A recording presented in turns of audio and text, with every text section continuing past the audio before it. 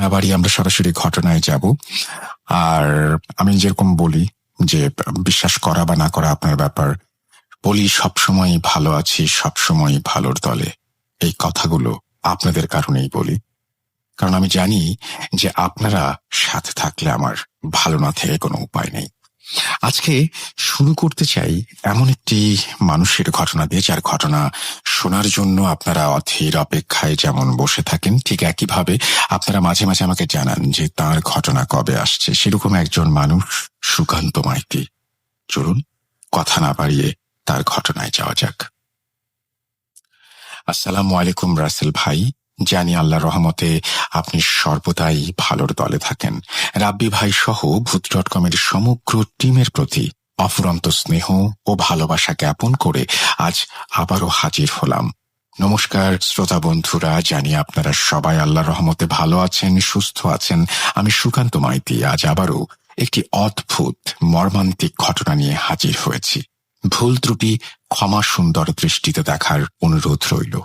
ঘটনাটি কতটা ভয়ের জানি না, তবে খুবই হৃদয় বিদারক এবং ঘটনাটি সাম্প্রতিক ঘটেছে, এই গত মে মাসের দিকে। এই এলাকায় কেউ থাকলে অবশ্যই জানাবেন। এই ঘটনাটি শেয়ার করেছেন ভূত.com-এর একজন একনিষ্ঠ শ্রোতা মোহাম্মদ স্বপন শেখ, সিরাজগঞ্জ জেলার শাহজাদপুর উপজেলার খুকনি ইউনিয়নে গোপীনাথপুর গ্রামের বাসিন্দা। ঘটনাটি ঘটেছে তার পাশের এলাকা জালালপুর ইউনিয়নের কোনো এক গ্রামে।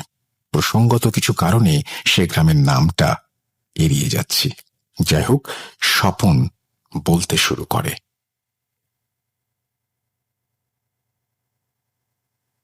ঘটনা ঘটে মে মাসের প্রথমের দিকে। হঠাৎ করে দুইটি বাচ্চাকে খুঁজে পাওয়া যাচ্ছিল না। এই নিয়ে এলাকায় মাইকিং পর্যন্ত হচ্ছিল। ছেলে দুটো সম্পর্কে আপন খালাতো ভাই ছিল এবং বয়সও প্রায় একই, ওই ৩-৪ মাসের পার্থক্য আর কি। সেদিন রাত ভোর খোঁজাখুঁজি করেও ছেলে দুটোর হদিস মেলেনি। পরদিন সবাই দেখে যমুনা নদীর পার বাঁধার জন্য আমাদের এলাকায় যে প্রচুর বালির স্তূপ রাখা হয়েছিল, তার মাঝে একটি অগভীর ডোবা আছে। সেখানে বাচ্চা দুটোর লাশ ভেসে উঠেছে। বিষয়টাতে সবাই খুব অবাক হয়, কারণ গতরাতে ওই ডোবার মধ্যে নেমেও খোঁজা হয়েছে। মাত্র হাঁটু সমান পানি, এমনকি পাশে যমুনা নদীতে নেমেও খোঁজা হয়েছে, কিন্তু কোথাও পাওয়া যায়নি। এই নিয়ে এলাকার মানুষের মধ্যে অনেক তর্ক বিতর্ক শুরু হয়ে যায়। ডোবাটা খুবই অল্প গভীর, আর নদী থেকে ভেসে যে এখানে আসবে সেরকমও কোনো নালা বা খাল নেই। চারিদিকে বালুর স্তূপে ঘেরা। যাই হোক, পুলিশ এসে লাশ দুটোকে নিয়ে যায়। যদিও ময়না তদন্তে জানা যায় স্বাভাবিকভাবেই পানিতে ডুবেই মৃত্যু হয়েছে বাচ্চা দুটোর। এই মর্মান্তিক ঘটনা ঘটার 1 সপ্তাহ পর এলাকার পরিবেশ মোটামুটি স্বাভাবিক হলেও যে দুজন মা কোলের সন্তান হারিয়েছে তাদের অবস্থা খুবই বেহাল ছিল। আচ্ছা, এখানে বলে রাখি, ওই 2 বোনের মধ্যে বড় বোনের নাম রেহানা এবং ছোট বোনের নাম রোকসানা, ছদ্মনাম। তাদের মধ্যে রেহানার শ্বশুর বাড়ি আমার বাড়ি থেকে 1 কিলোমিটার দূরত্বে, আর রোকসানার বাড়ি নদীর ওপারে ওই 2-2.5 কিলোমিটারের মধ্যে, এবং তাদের বাপের বাড়িও আমাদের এলাকায়। আমার একটা চাউলের ব্যবসা আছে। দোকানটা আমাদের এলাকার বাজারেই। সেখান থেকে ছোট ব্যবসায়ী সহ এলাকার প্রায় সবাই পাইকারি ও খুচরো চাল কেনে। সেই সুবাদে এলাকার প্রায় সবার সাথেই আমার আলাপ বন্ধুত্ব গড়ে উঠেছে। রেহানা এবং রোকসানা আপার ছোট ভাই রাশেদ ভাইও আমার দোকানে চাল নিত। ঘটনার সপ্তাহখানেক পর একদিন রাশেদ ভাই চাল নিতে এলে আমি সেই মর্মান্তিক ঘটনার ব্যাপারে বিস্তারিত জানতে চাই। প্রথমে সে এড়িয়ে যায়, কিন্তু আমি একটু ধরাধরি করতেই এক প্রকার কান্নায় ভেঙে পড়ে। হাজার হোক, আপন রক্তের ছোট্ট 2 ভাগ্নের সাথে এরকম মর্মান্তিক ঘটনা ঘটে গেছে। আমি তাকে সান্ত্বনা দেওয়ার পর সে ধীর স্বরে বলতে শুরু করে। ঘটনার সূত্রপাত আজ থেকে প্রায় 8-9 বছর আগে। বড় আপু রেহানার বিয়ের 9-10 মাস পর ছোট আপু রোকসানারও বিয়ে হয় নদীর ওপারে পাশের গ্রামে। এরই মাঝে একটা সমস্যা দেখা দিতে শুরু করে। রেহানা আপা কোনোভাবেই সন্তান ধারণ করতে পারছিলেন না। প্রথমে বিষয়টা সবাই স্বাভাবিকভাবে নেয়। স্বাভাবিক নিয়মে দুলাভাই রেহানা আপুকে ডাক্তার দেখায়, কিন্তু ডাক্তারের রিপোর্টে কোনো সমস্যা পাওয়া যায় না। এরপরে দুলাভাই আপুকে সান্ত্বনা দেন এবং আশ্বস্ত করে ক্রমাগত চিকিৎসা করিয়ে যাচ্ছিলেন। তবুও আশানুরূপ কোনো ফল পাচ্ছিলেন না তারা। বোঝেনি তো, গ্রাম বাংলার মেয়ে, নানান রকম কথা শুনতে হয়। এক পর্যায়ে আপু নিজের থেকেই টুকিটাকি কবিরাজি চিকিৎসা শুরু করে, অথচ তাতেও কোনো ফল হয় না। আগেই বলেছিলাম, ইতোমধ্যে রোকসানা আপুরও বিয়ে হয়ে গেছে, কিন্তু দেখা গেল 6-7 মাস কেটে যাওয়ার পর তারও বাচ্চা ধারণের কোনো লক্ষণ দেখা গেল না। একইভাবে ছোট দুলাভাই রোকসানা আপুকে ডাক্তার দেখায়, চিকিৎসায় সবকিছু ঠিক থাকলেও কোনো ফল মেলে না। সবাই দুশ্চিন্তায় পড়ে যায়। আপারা ভীষণ হতাশ হয়ে পড়েন, যেহেতু 2 আপার বিয়ে আমাদের এলাকাতেই হয়েছে, ফলে সবাই কম বেশি তাদের চেনে। গ্রামে ভেতরে ভেতরে গুজব উঠতে থাকে যে আমাদের বাড়ির মেয়েদের নাকি সন্তান ধারণের ক্ষমতা নেই, আমাদের বাড়ির মেয়েদের বিয়ে হলে নাকি মোটেও বাচ্চা হয় না।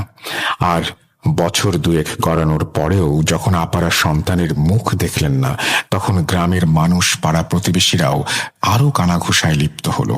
আড়ালে নয়, রীতিমতো আপাদের সম্মুখে লাঞ্ছনা ভৎসনা করতে শুরু করলো। এতে আপারা ভীষণ হতাশ হয়ে পড়েছিলেন। শ্বশুরবাড়ি থেকেও কম বেশি কথা আসতে শুরু করলো। সবার বক্তব্য যে সন্তান ধারণ করার ক্ষমতা যদি না থাকে, তাহলে একজনের হবে সেটা 2 জনের কিভাবে হয়? একই প্রশ্ন ঘুরে বেড়াতে লাগলো সবখানে, সবার মধ্যে। এরপরেই আসলে মূল ঘটনার সূত্রপাত। লাঞ্ছনা গঞ্জনা সহ্য করতে না পেরে আপারা সমানে কবিরাজি চিকিৎসা নিয়ে যাচ্ছিলেন, আর বড় ভালো কোনো কবিরাজ খুঁজে বেড়াচ্ছিলেন। এরই মাঝে রোকসানা আপু একজন কবিরাজের সন্ধান পান। সেই কবিরাজ প্রথমে স্বাভাবিকভাবে চিকিৎসা করেছিল, কিন্তু তাতেও যখন কোনো ফল হলো না, তখন কবিরাজ একটা অদ্ভুত প্রস্তাব রাখে আপুর সামনে।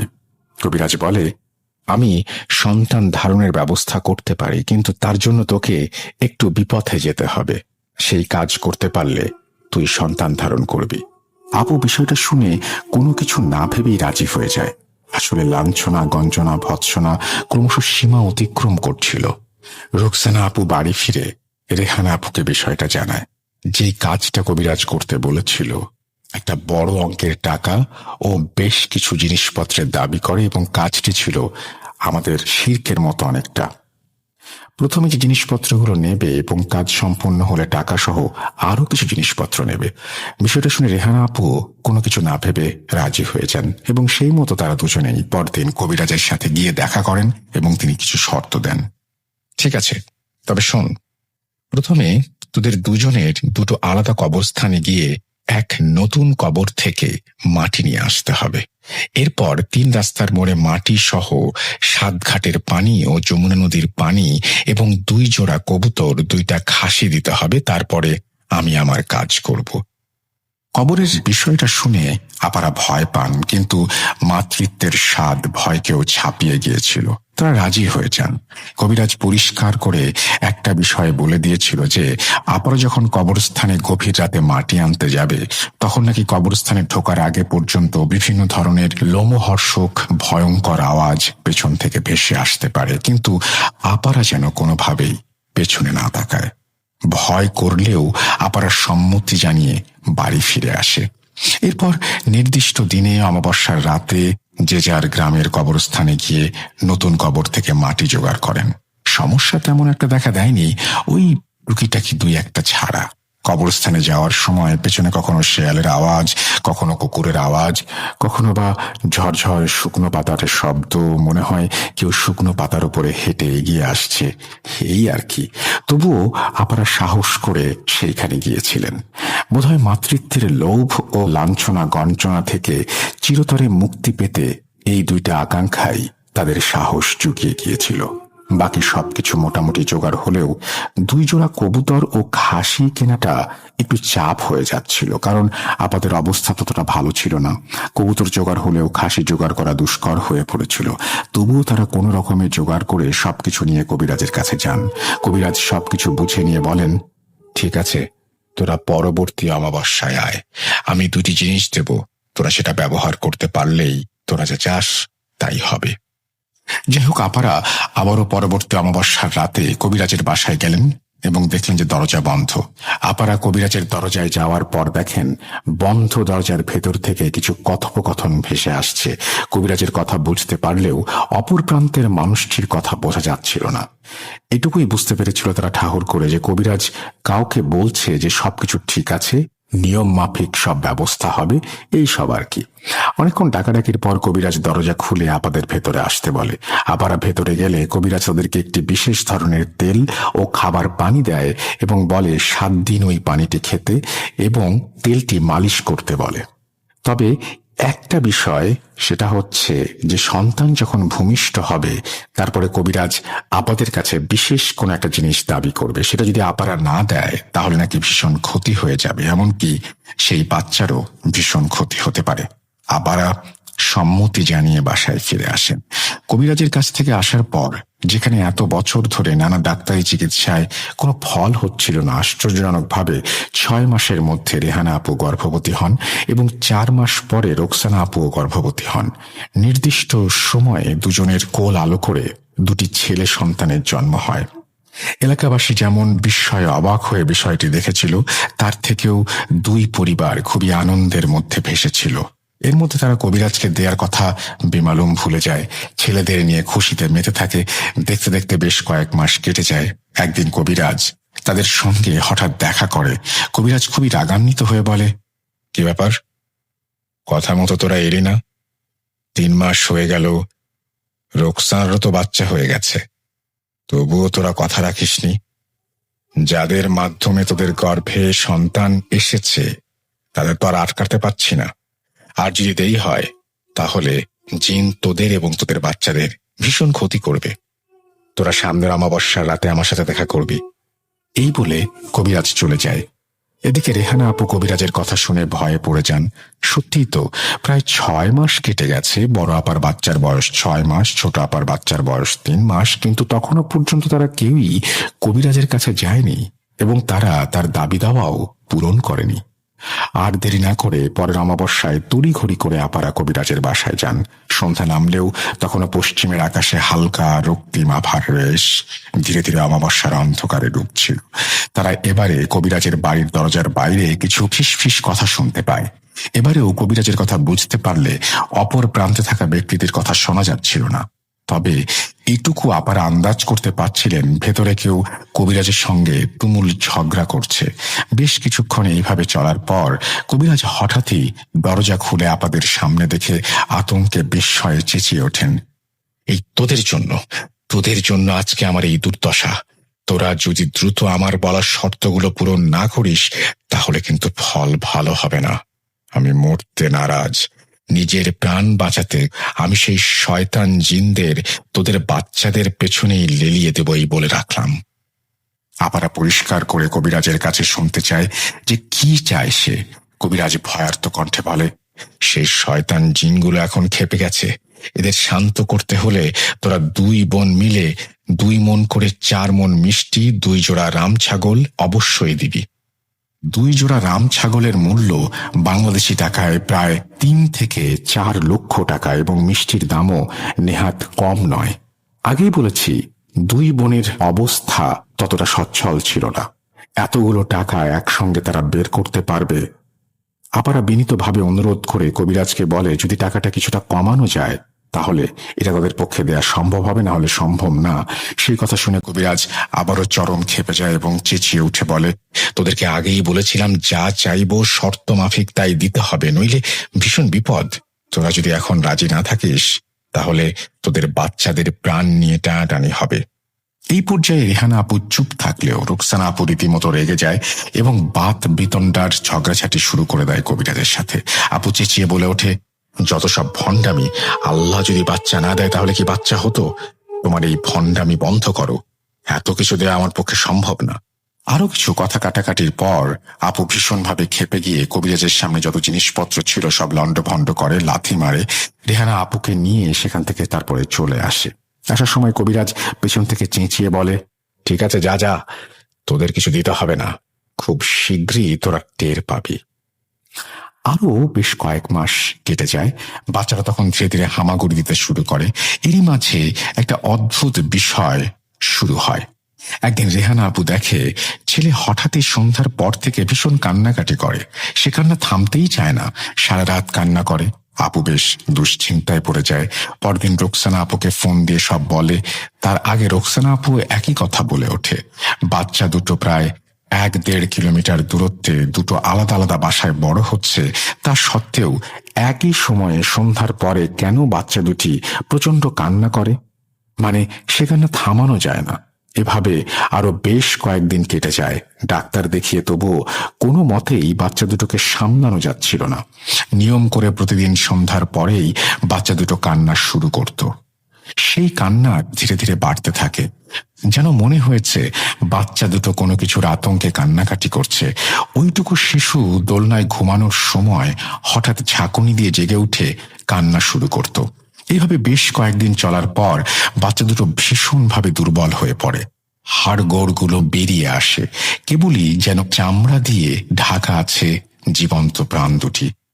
বাচ্চা দুটো দিনের বেলায় স্বাভাবিক থাকলেও সমস্যাটা দেখা দিত শুধুমাত্র সন্ধ্যার পর থেকে সারা রাত।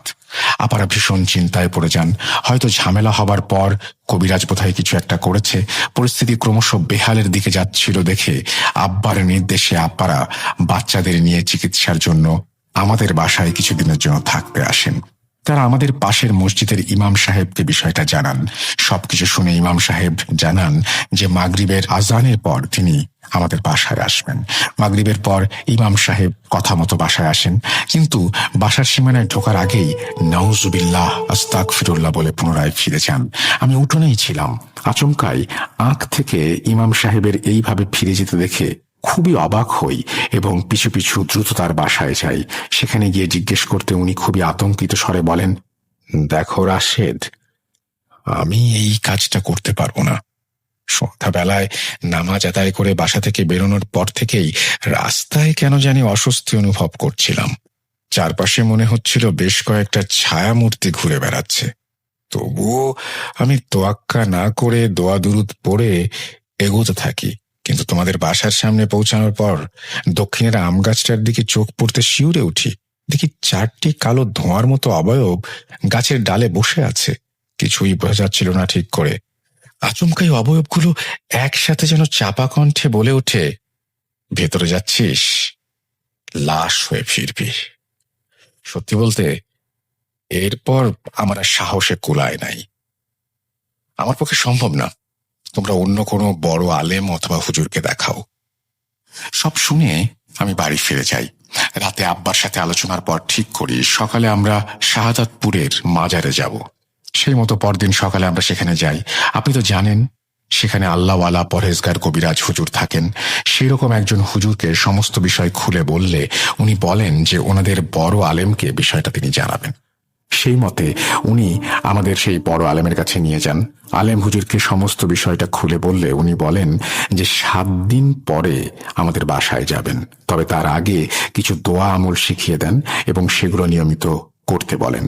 আর একটা লজ্জার বিষয় কি বলবো ভাই, সারাদিন মাঠে ঘাটে কাজ করি, গরিব মানুষ, ঠিক করে সময় বের করতে পারি না এবং আব্বাও কোনো সময় বের করতে পারেন না নামাজের জন্য। তবে আমরা সবাই জুম্মার নামাজ আদায় করতাম আলহামদুলিল্লাহ। আলেম হুজুর সেটা কেমন করে যেন বুঝে যান। উনি পরিষ্কার বলে দেন যে আমাদের সবাইকে নামাজি হতে হবে এবং প্রতিনিয়ত 5 ওয়াক্ত নামাজ আদায় করতে হবে, বাসায় কোরআন তেলাওয়াত করতে হবে।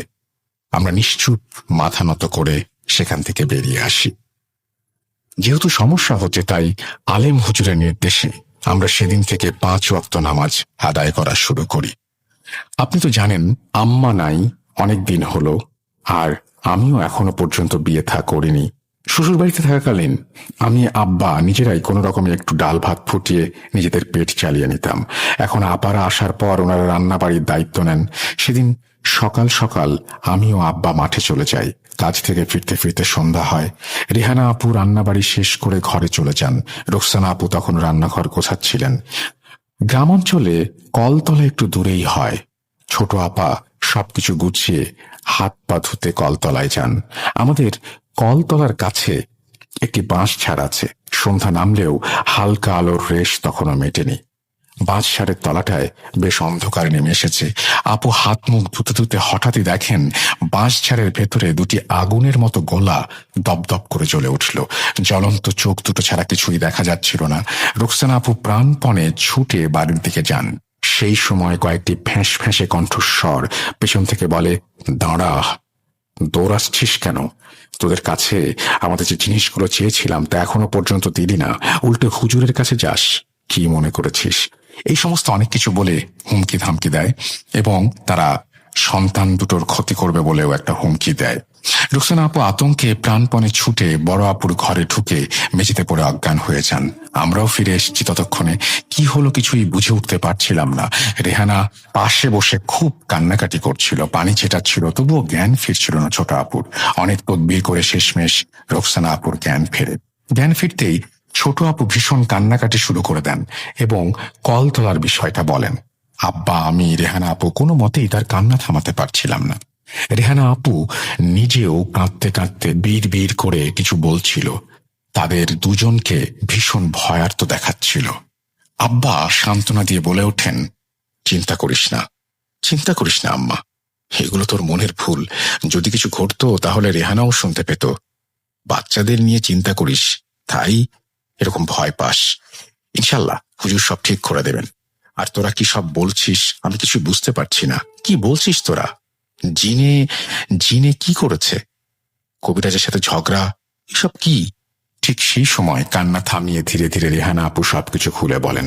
তখনই আমি জানতে পারি বিষয়টা। এর আগে আমি আব্বা কেউই জানতাম না এভাবে তারা শিরকের কাজ করেছেন। এখন আর কি করা? আব্বা দুঃখের স্বরে বলেন, চিন্তা করিস না, সবকিছু ঠিক হয়ে যাবে, দাদাদের কিচ্ছু হবে না ইনশাল্লাহ। এই 7 দিনে আর তেমন কিছু না ঘটলেও বাচ্চাদের কান্নার পরিমাণ ক্রমশই বাড়ছিল। 7 দিন পর মাগরিবের আজান শেষ হলে আলেম হুজুর আমাদের বাসায় আসেন। তিনিও বাসার সীমানায় ঢোকার আগে বেশ কিছু নানাবিধ দোয়া দুরুদ পড়ে তারপরে বাসায় প্রবেশ করেন। প্রবেশ করার পর হুজুর ঘুরে ঘুরে সবকিছু দেখছিলেন। বাচ্চাদের কাছে গিয়ে অবাক হয়ে যান। দেখেন আসলেই বাচ্চাগুলো ভীষণ কান্নাকাটি করছে, শরীর যেন কঙ্কালের ওপরে চামড়া জড়ানো। হুজুর সাথে করে তেল পরা নিয়ে এসেছিলেন। কিছু দোয়া দুরুদ পড়ে বাচ্চাদের নাকে, বুকে, মুখে মালিশ করে দেন। সবাই অবাক হয়ে দেখলাম এতদিন ধরে বাচ্চাদের যে কান্না সন্ধ্যার পর থেকে থামানো যেত না, সেই বাচ্চারা হঠাৎই শান্ত হয়ে যায়। হুজুর আপুদের উদ্দেশ্য করে বলেন, এবার তোমরা বাচ্চা দুটোকে কিছু খেতে দাও, ইনশাল্লাহ খাবে। এরপর আরো কিছুক্ষণ বাড়ি ঘর দৌড় দেখে হুজুর চুপচাপ যাওয়ার জন্য প্রস্তুত হন আর আব্বাকে বলেন, কালকে আপনাদের মধ্যে কেউ একজন আমার সঙ্গে যেন দেখা করেন, কিছু জানানোর আছে, আজ বলবো না। এরপর উনি সালাম জানিয়ে চলে যান। পরদিন সকাল সকাল যথারীতি আমি আলেম হুজুরের কাছে যাই। যাওয়ার পর উনি বেশ গম্ভীর স্বরে কিছু কথা বলেন। দেখো, গত রাতে আমি তোমাদের বাড়ি যাবার পর কেমন যেন একটা অস্বস্তি অনুভব করেছিলাম, যেন সারাক্ষণ পাশে কেউ ঘোরাঘুরি করছে। 3-4টে ছায়া সম্ভবত। এমনকি ফেরার সময় গাড়িতে ওঠার পরেও মনে হলো কেউ আমার পাশে বসে আছে, কিন্তু কাউকে দেখা যাচ্ছিল না। আমার সহচরী ছাত্র জিনদের আহ্বান করতে ওরা এসে জানায় যে তোমাদের বাসার মধ্যে 4টি কালো ছায়াকে তারা ঘুরতে দেখেছে। তারা এও জানায় যে ফেরার সময় কালো ছায়াগুলো ভীষণ বিদ্রূপ করে গালাগালি করেছিল, এমনকি আমাকে নাকি শেষ করে দেবে হুমকিও দিয়েছিল। কিন্তু আপাতত তারা আমার কোনো ক্ষতি করতে পারেনি। আসলে আমার ছাত্র জিনেরা সবসময় আমাকে সুরক্ষা দিয়ে থাকে। রাতে তারা এসে জানায় যে তোমার 2 বোন নাকি শিরক পদ্ধতিতে গুনাহ করেছে। যেহেতু স্বাভাবিক নিয়মে সন্তান ধারণ করতে পারছিল না, তাই কোনো এক লোভে নিকৃষ্ট কবিরাজের সাহায্যে সেই 4টি শয়তান জিনের সাহায্য নিয়েছিল। পরবর্তীতে কবিরাজের শর্ত মাফিক 2 জোড়া রাম ছাগল, 2 মণ মিষ্টি জিনদের দেওয়ার কথা ছিল, কিন্তু না দেয়ায় জিনগুলো অসন্তুষ্ট হয়েছে। এদিকে তোমার বোনেরা কবিরাজকে ভণ্ড ও নানাবিধভাবে অপমান গালিগালাজ করেছে। কবিরাজ ক্ষেপে গিয়েছে এবং জিনদের তোমাদের বোনদের পেছনে লাগিয়ে দিয়েছে। এই জন্য শয়তানগুলো তোমাদের বাসার থেকে সারাক্ষণ বাচ্চাগুলোকে ভয় দেখায়, তাই বাচ্চারা ওইরকম আতঙ্কে কেঁদে ওঠে। জিনগুলো ভীষণ শক্তিশালী। জানি না আমি কতটা করতে পারবো। তোমরা শরিয়া নিয়মে বিভিন্ন আমল করতে থাকো, কোরআন তেলাওয়াত করো, ইনশাল্লাহ সব ঠিক হয়ে যাবে, চিন্তা করো না। ইনশাল্লাহ 2 দিন পর আমি তোমাদের বাসায় যাব। আমি সবকিছু শুনে নীরবে সেখান থেকে চলে আসি। এর 2 দিন পর হুজুর আমাদের বাসায় আসেন এবং দুটি গোল গন্ডি কেটে কিছু আমল করে রেহানা আপু এবং রুকসানা আপুকে তার মধ্যে বসিয়ে দোয়া পড়ে সেই শয়তান জিনগুলোকে তাদের মধ্যে আহ্বান করেন। জিনগুলো আপুর শরীরে আসার সময় চারিদিকের পরিবেশটা যেন তোলপাড় হয়ে যাচ্ছিল, যেন ভূমিকম্প হচ্ছিল। ওরা আপুদের শরীরের ভেতরে এসে যথারীতি আগের মতন হুজুরকে গালাগালি করে, চেঁচামেচি করে, বলে এরা আমাদের শর্ত মানেনি, তাই বাচ্চা দুটোকে নিতে এসেছি। এবং যে দৃশ্য সেখানে ঘটছিল তা দেখে আতঙ্কে গায়ে কাঁটা দিয়ে ওঠে। আবার মুখ খোলা, ঠোঁট জিভ কিছুই নড়ছে না, অথচ মুখের ভেতর থেকে একসঙ্গে অনেকগুলো ফ্যাঁস ফ্যাঁসে কণ্ঠস্বর বেরিয়ে আসছে।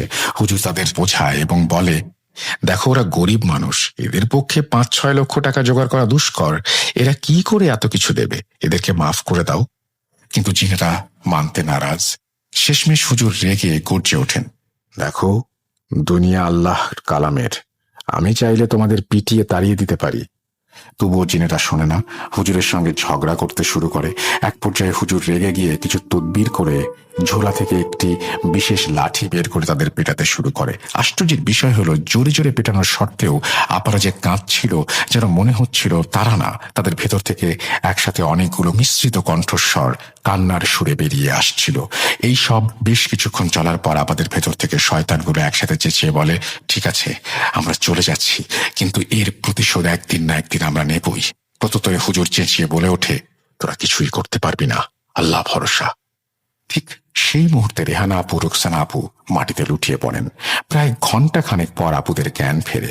এরপর হুজুর তাদের বেশ কিছু আমল শিখিয়ে দেন এবং বলেন সেগুলো নিয়মিত পালন করতে, তাহলে আর কোনো সমস্যা হবে না ইনশাল্লাহ। হুজুর এও বলেন যে ওনার ছাত্র জিনেরা সবসময় বাচ্চাদের পাহারা দেবে। এরপর থেকে হুজুরের কথা মতো আপারা নিয়মিত তদবির আমল করতে শুরু করেন, 5 ওয়াক্ত নামাজ পড়েন। এদিকে ধীরে ধীরে বাচ্চারাও সুস্থ থাকে, স্বাভাবিকভাবে বড় হচ্ছিল। এইভাবে বেশ কিছু বছর কেটে যায়, কোনো সমস্যা হয় না। বর্তমানে এই অঘটনের প্রায় 3-4 মাস আগে হুজুর স্বাভাবিক বার্ধক্যজনিত কারণে ইন্তেকাল করেন। ঠিক তারপর থেকেই আবারও সমস্যাগুলো দেখা দেয়। কিন্তু এতগুলো বছর স্বাভাবিকভাবে কেটে যাওয়ার ফলে আপারা ও আমরা কেউই ধারণা করতে পারিনি যে শয়তান জিনগুলো আবারও ফিরে আসবে। তবে বাচ্চা দুটো খেলতে গেলে মাঝে মাঝে ফিরে এসে আম্মাদের জানাতো তাদেরকে 4 জন মানুষ প্রায়ই ডাকে, এসো, এসো আমাদের সঙ্গে, এসো, খাবার দেব, খেলনা দেব, এসো। আপারা ভেবেছিল হয়তো কোনো ছলে ছেলে ধরা ভুলিয়ে ফালিয়ে বাচ্চাদের ধরতে এসেছে। তখনও আমরা ধারণাই করতে পারিনি যে শয়তান জিন এভাবে এসে ঘুরে বেড়াচ্ছে। আপারা বাচ্চাদের যথারীতি বুঝিয়ে দেন যে এরকম কোনো মানুষ যদি লজেন্স, খেলনা, মিষ্টি দিয়ে ডাকে তাহলে যেন তারা না যায়। এরই মাঝে একদিন ভাগ্নে দুজন আমাদের বাড়িতে বেড়াতে আসে। তার ঠিক 3 দিনের মাথায় অঘটন ঘটে যায়। সারাদিন মাইকিং হয়, এলাকায় খোঁজাখুঁজি হয়, কিন্তু ভাগ্নে দুজনের কোথাও খোঁজ পাচ্ছিলাম না। আশেপাশে সমস্ত ইউনিয়ন খুঁজে দেখি, কিন্তু খুঁজে পাই না। দেখতে দেখতে রাত হয়ে আসে, তবুও আমাদের খোঁজা শেষ হয় না। এদিকে আপারা কাঁদতে কাঁদতে প্রায় অজ্ঞান হয়ে মাঝরাতে হঠাৎই দুজনে একসাথে চেঁচিয়ে জেগে ওঠে এবং হাউমাউ করে কাঁদতে থাকে। আপাদের একটু ধাতস্থ করে জানতে পারি যে স্বপ্নে তারা দেখেছে 4 জন শয়তান জিন এসে আপুদের বলছে, তোদের বলেছিলাম না, প্রতিশোধ নেবই, প্রাপ্য বুঝে নেব। এই বলে রাশেদ ডুকরে কেঁদে ওঠে। আমি তাকে শান্ত করে বাড়ি পাঠাই। এই ছিল ঘটনা ভাইয়া। কতটা ভয়ের জানি না, তবে বিষয়টা খুবই মর্মান্তিক। অত্র এলাকার কেউ শুনলে অবশ্যই বিষয়টা সম্পর্কে অবগত থাকবেন। এই বলে স্বপন থামে। পানিতে ডুবে মৃত্যু দুর্ভাগ্যজনক হলেও ব্যাপারটার মধ্যে কি সত্যিই কোনো অলৌকিকতা লুকিয়ে আছে তা বিচার করার আমি কে? যার সাথে ঘটেছে কেবল সেই এর মর্মান্তিক বিষয়গুলো উপলব্ধি করতে পারবে। আল্লাহ নিষ্পাপ শিশু দুটিকে জান্নাত দান করুন, আমিন। স্বপন ঘটনা পরবর্তী বাচ্চা দুটোর ছবি দিয়েছিল, যা খুব মর্মান্তিক, আপনাকে পাঠালাম। আজ এই পর্যন্তই। আবারও হাজির হব অন্য কোনো এপিসোডে। ভালো থাকুন, সুস্থ থাকুন, ভূত.com-এর সাথে থাকুন। আল্লাহ হাফেজ। এই বলে সুকান্ত মাইতি তার ঘটনা শেষ করেছেন। আশা করছি তার ঘটনা আপনাদেরও ভালো লেগেছে, যদি ভালো লাগে অবশ্যই আমাদের জানাবেন, ভালো না লাগলেও আমাদেরকে জানাবেন। আমরা চলে যাব আমাদের পরবর্তী ঘটনায়। আশা করছি প্রথম থেকে শেষ পর্যন্ত ভূত.com এর সাথে থাকবেন আপনারা। চলুন পরবর্তী ঘটনায় যাওয়া যাক।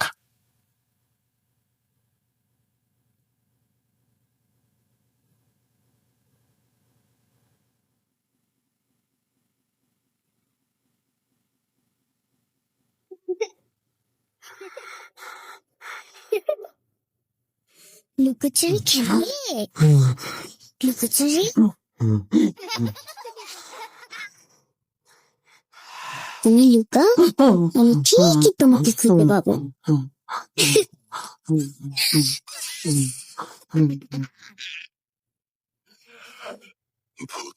Voot.com with Russell. Welcome back. আপনাদের সবাইকে আরো একবার স্বাগত জানাচ্ছি। আমি রাসেল। আশা করছি আপনারা সবাই ভালো আছেন এবং ভালোর দলে আছেন। আমিও ভালো আছি এবং ভালোর দলে আছি। আমরা চলে যাব আমাদের পরবর্তী ঘটনায়। আশা করছি আমাদের ঘটনাগুলো আজকে আপনাদের ভালো লাগছে। চলুন কথা না বাড়িয়ে ঘটনায় চলে যাই। আসসালামু আলাইকুম রাসেল ভাই, আশা করি ভালো আছেন। আপনি বরাবরই ভালোর দলের লোক। আজকের ঘটনা আমার বড় ভাইয়ের মেয়ে সাদিয়ার সাথে ঘটা। নিজ মুখে পড়ে শোনাবেন আশা করি। আমি তানভীর হাসান, বাসা টাঙ্গাইল। আনুমানিক তখন 2007-2008। সাদিয়া তখন ক্লাস 3-তে পড়ে। একদিন সাদিয়া আর ওর মা ওর খালাতো বোনের হোস্টেলে যায় বিকেলবেলা। বলে রাখা ভালো, সাদিয়া অনেক সুন্দরী এবং অনেক গুণ আছে ওর মধ্যে। তো বিকেলে গেল হোস্টেলে, সাথে ছিল মাছ ভাজা প্লাস আরো কিছু। মেইন রাস্তা থেকে হোস্টেলে যাওয়ার সময় সামনে অনেক প্রাচীন বট গাছ। লোকমুখে শোনা যায় এই গাছটা নাকি ভালো না, খারাপ কিছু আছে। আবার পাশে ছিল শ্যাওলা জমা পুকুর। কেন এই কথা বললাম কিছুক্ষণ পরই বুঝতে পারবেন। সাদিয়ার কাজিনের সাথে দেখা হলো। এখন ওরা চলে আসবে। যখনই বট গাছের নিচে আসে তখনই সাদিয়ার শরীর ভার হয়ে যায়। এই কথাটা ওর মাকে বলে। ওর মা কিছু না বলে চুপচাপ বাসায় চলে আসে। তখন মাগরিবের আজান দেয়। রাতে তেমন কোনো ঘটনা ঘটেনি। ঘটনা ঘটে পরদিন সকালে। হঠাৎ সাদিয়ার শরীরে অনেক জ্বর। সবাই পানি ঢালছে, কোনো মতেই কমে না। মেডিসিন নিয়ে আসা হলো, কিন্তু তাতেও কোনো লাভ হচ্ছে না। সাদিয়া এমন ছিল, কিন্তু যখনই সন্ধ্যা হলো, বিশ্বাস করুন রাসেল ভাই, ওর মুখটা একদম লাল হয়ে গেল। শরীর দুর্বল, সে কারণে উঠতে পারছে না। এদিকে তখন প্রায় 6টা বাজে। সাদিয়াকে ধরে নিয়ে এসে আমাদের বড় ঘরে আনা হলো। বিছানায় শুয়ে মাথায় পানি ঢালা হচ্ছে। বড় ঘর বলতে আগের দিনে যেমন একটা প্রধান ঘর ছিল, তেমন আমাদের ছিল প্রধান ঘর বা বড় ঘর। বিছানায় শোয়ানোর কিছুক্ষণ পরেই সাদিয়ার খিঁচুনি শুরু হয়ে গেল। আমরা সবাই ভয় পেয়ে গেলাম। যেমন তেমন খিঁচুনি না, এ যেন বিছানা থেকে ওপরের দিকে উঠতে যাচ্ছে। আমরা আরো ভয় পেয়ে যাই। সবাই পানি ঢালা বাদ দিয়ে ওকে ধরে শান্ত করার চেষ্টা করি। কিন্তু একটা জিনিস কেউ খেয়াল করেনি, সাদিয়া তো কালকে দুপুর থেকে ঠিক করে কিছু খায়নি, তবে এত শক্তি পেল কিভাবে? এই চিন্তা করার সাথে সাথে আরো বড় কিছু হবে যে সেটা আমরা বুঝতে পারিনি। সাদিয়া শুয়ে থাকা অবস্থায় উঠে দাঁড়িয়েছে। আমরা সবাই অনেক ভয় পেয়ে যাই। সবাই ওকে চাপ দিয়ে বিছানায় বসাই। বিশ্বাস করবেন না, ওর শরীরে এত জোর আমরা 5-6 জন ধরে রাখতে পারছি না। সে উঠে চলে যায়, মুখ একদম লাল। তখন আমাদের বুঝতে বাকি রইল না যে ওর ওপরে খারাপ কিছু ভর করেছে। তোমার আম্মু বললেন, কালকে আমি ভাজি মাছ নিয়ে গিয়েছিলাম কলেজের হোস্টেলে। তখন সাদিয়া বলছিল ওর শরীর কেমন যেন লাগছে। আমি বুঝতে পারিনি এমন কিছু হবে। সবাই কান্নাকাটি করছে, কি করব এখন কিছুই বুঝতে পারছি না। হঠাৎ একজন জানায় আমাদের পাশের এলাকা পালপাড়ায় এমন একজন কবিরাজ আছে যে এইসব নিয়ে কাজ করে। আমরা রওনা হই সাদিয়াকে নিয়ে কবিরাজের উদ্দেশ্যে। 30 মিনিটের মধ্যেই আমরা চলে আসি। কবিরাজ তখন ধ্যানমগ্ন ছিলেন। সাদিয়াকে নিয়ে তার সামনে বসানো হলো। যখন সে চোখ খুলে তখন সে ভয় পেয়ে গেলেন সাদিয়াকে দেখে। তার চোখে ছিল ভয়ের ছাপ। কিন্তু সাদিয়াকে দেখে মনে হচ্ছে ও একদম স্বাভাবিক। কবিরাজ নামাজ পড়তে চলে গেলেন ভেতরে। তখন সাদিয়া তার আসনেই বসে আছে। নামাজ শেষ করে কবিরাজ আসনে বসলেন। যখনই দোয়া পড়া শুরু করলেন তখনই সাদিয়া আবারও আগের মতো শক্তি দেখাচ্ছে, উঠে চলে যাবে। তখনই সবাই মিলে আবারও ধরে বসাই। আর তখন কবিরাজ সবাইকে বলেন পিছিয়ে যেতে, কেউ যেন ওকে স্পর্শ না করে। যদি কেউ স্পর্শ করে সাদিয়ার শরীর, তাহলে তার শরীরেও চলে যেতে পারে। এমন একটা ভয়ানক পরিস্থিতি তখন। তারপর কবিরাজ দোয়া পড়ে অনেক কষ্টে সাদিয়ার শরীর থেকে জিনটাকে বের করলেন এবং সেটা তার কাছে রেখে দেন। তারপর সাদিয়া সুস্থ হয়ে যায়। কবিরাজ পরে আমাদের জানায় যে ওর সাথে যে ছিল তার নাকি মাথা ছিল না, সে ছিল সেই প্রাচীন বটগাছটায়। এই বলে তিনি আসন থেকে উঠে আমাদের চলে আসতে বলেন। সাদিয়া তখন একদম সুস্থ। যদি এখানেই সব শেষ হতো তাহলে অনেক ভালো হতো, কিন্তু কপালে আরো কি লেখা ছিল তখনও আমরা কি কিছু বুঝতে পেরেছিলাম? অনেক বছর চলে যায়। এখন 2021। সাদিয়া মেডিকেলে পরীক্ষা দেবে। আগেই বলেছি ওর অনেক গুণ। এটাও ওর গুণ ছিল, ও লেখাপড়ায় ভালো। পরীক্ষার ঠিক 6 মাস আগে আবার হঠাৎ আগের মতো জ্বর, মাথা ব্যথা, অনেক বেশি অসুস্থ হয়ে পড়ে। অনেক ডাক্তার দেখানো হলো। সবাই বললেন বেশি পড়ার চাপে নাকি ওর নার্ভের সমস্যা হয়েছে। আমরা ধানমন্ডি একটা হসপিটালে নিয়ে যাই, তাকে দেখাই। অনেক মেডিসিন তারা অ্যাডভাইস করে। কয়েকদিন ঠিক ছিল, কিন্তু কয়েকদিন পর আবারও আগের মতো অবস্থা হয়ে গেল। এবার আরো ভয়ানক হয়ে গেল অবস্থা। এখন শরীর কাঁপুনি দিয়ে জ্বর আসে। 1 ঘন্টা পরেই সে উঠে বসে থাকে। আমরা খেয়াল করলাম সে কথা বলতে পারছে না, কানেও শুনতে পারছে না। আমরা অনেক ভয় পেয়ে যাই। আমরা এই কাহিনীগুলো জানতে পারছি সাদিয়ার হাতের লেখায়। হ্যাঁ, ও খাতায় লিখে লিখে দেখিয়েছে, মেসেঞ্জারে মেসেজও করেছে আমাকে যে সে কিছু শুনতে পারছে না, কথা বলতে পারছে না, তার মাথায় অনেক ব্যথা, আরো অনেক কিছু। কিছুটা এমন তার মাথায় মনে হচ্ছে কেউ মরিচ ঘষছে, কাঁচা মরিচ। মগজ বের করে কেউ যেন সেখানে মরিচ মিশিয়ে দিচ্ছে। এগুলো বলার পরেই শুরু হলো আসল কাহিনী। সাদিয়ার নিজের হাতের ভেইনগুলো নিজেই টেনে ছিঁড়তে যায়, আমরা আটকাই। মাথায় যখন ব্যথা করে অনেক বেশি, তখন ও মাথায় চুলগুলো টেনে ছিঁড়তে চায়। রক্ত বেরিয়ে এসেছিল একবার। 5-6 জন মিলে আমরা ওকে ধরে রেখেছিলাম। এক মুহূর্তের জন্য হাত ছাড়লে নিজের হাত নিজেই কামড়ে ছিঁড়তে চায়, চুল ছেড়ে। যখন সে নিজের চুল ধরে আমরা কেউ ছাড়াতে পারি না। অনেক দোয়া কালাম পড়ি, তখন সে ছেড়ে দেয়। এইভাবে 2-3 দিন চলতে থাকে। এবার সবাই ওর সাথে আমরা অসুস্থ হয়ে যেতে শুরু করি। কি করব বুঝতে পারছি না। ছোটাছুটি কম করলাম না। এরই মধ্যে মনে হয়েছে সেই কবিরাজের কথা। তার খবর নিতে পাঠালাম একজনকে। তিনি বললেন কবিরাজ নাকি তার 1-2 বছর পরেই মারা গেছেন। সব জিনগুলোকেও মুক্ত করে দিয়েছেন। সেই জিনটাই আবার এসেছে সাদিয়ার কাছে, তাই এমন করছে। আমরা সবাই ভয় পেয়ে যাই। কাছের অনেক হুজুরকে দেখায়, লাভ হয় না কোনো। কয়েকদিন পর এক ইমামের খোঁজ পাই, তার কাছে নিয়ে যাই। সেখানে নেয়ার জন্য সাদিয়াকে বলা হলে সে না করে দেয়, কোনো মতেই সে যাবে না তার কাছে। তখন ইমাম সাহেবকে ভিডিও কল দেয়া হয়।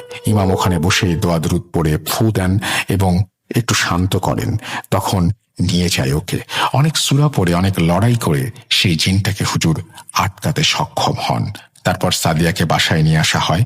তখনও সব ঠিক হয়নি। সাদিয়া কথা বলতে পারত না, তখনও কানেও শুনতো না। আমাকে বলছে খাতায় লিখে আমাদের ঘরের সামনে মেহেদি গাছ কেটে ফেলতে হবে। এখানেই নাকি জিনটা থাকতো। যদি না কাটি তাহলে আবার সেই জিনটা আসবে, আরো বড় ক্ষতি হবে। সবাইকে নামাজ পড়তে হবে, তাহলে সে আর আসবে না। এমন কিছু একটা। আমরা সাথে সাথে সেই মেহেদি গাছটা কেটে ফেলি। একটু পরেই খবর পাই সাদিয়া কানে শুনতে পাচ্ছে। আমরা সবাই খুশি। পরের দিন আর একটা কান খুলে যায়, কথাও বলতে পারে। এই ছিল আমাদের সাথে ঘটে যাওয়া মর্মান্তিক দুর্ঘটনা। আল্লাহ সবাইকে রক্ষা করুন। থ্যাংক ইউ ভেরি মাচ আপনার ঘটনার জন্য। এবং খুবই অদ্ভুত টাইপের একটা ঘটনা। এবং একটা মানুষ হঠাৎ করেই কথা বলতে পারবে না, কানে শুনতে পারবে না, এরকম একটা পরিস্থিতির সম্মুখীন হবে। এবং এই প্রথম শুনলাম তেঁতুল গাছ নয়, বট গাছ নয়, অন্য কোনো গাছ নয়, মেহেদি গাছ কেটে ফেলতে হবে যাতে জিন আবার সেখানে ফিরে আসতে না পারে। একটু অন্যরকম ঘটনা তো বটেই। এবং আমিও এটা নিজে শুনেছি যে অনেক সময় এরকম হয় যে একজন কবিরাজ বা একজন হুজুর যখন তিনি মারা যান তখন তিনি অনেক জিনকে মুক্ত করে দিয়ে যান, এবং সেইগুলোর কারণে পরবর্তীতে অনেক ঘটনাই ঘটে এবং সেগুলো খুবই স্বাভাবিক নিয়মেই ঘটে। এখানেও সেরকমই একটা কিছু ঘটেছে, যদিও এই সমস্ত সম্পর্কে আমার জ্ঞান খুব সীমিত। আমার ঘটনার ভান্ডার বড়, কিন্তু আমার জ্ঞান কিন্তু খুবই সীমিত, কারণ আমি আসলে নিজ থেকে কোনো কিছুই বলতে পারি না, শুধুমাত্র আপনাদের সামনে উপস্থাপন করতে পারি। আপনারা নিশ্চয়ই আমার চাইতে ভালো জানেন এবং এরকম ঘটনা নিশ্চয়ই আপনাদের সাথে আছে, সেই ঘটনাগুলো অবশ্যই আমাদের জানাবেন।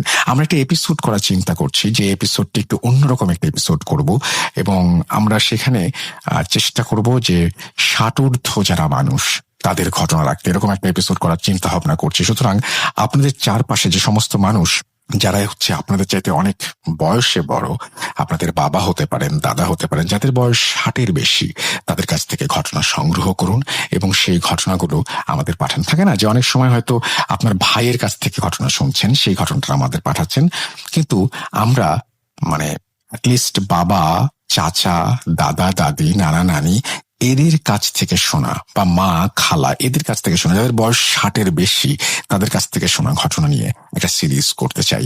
যদি আপনারা আমাদের সাহায্য করেন, ডেফিনেটলি আমরা চমৎকার একটা সিরিজ আপনাদের উপহার দিতে পারবো।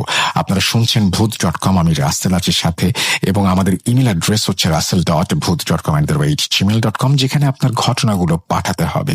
এবং আমাদের ইউটিউব চ্যানেল হচ্ছে rjrussellbooth.com, যেখানে আপনারা রেগুলার ঘটনা শুনতে পাচ্ছেন।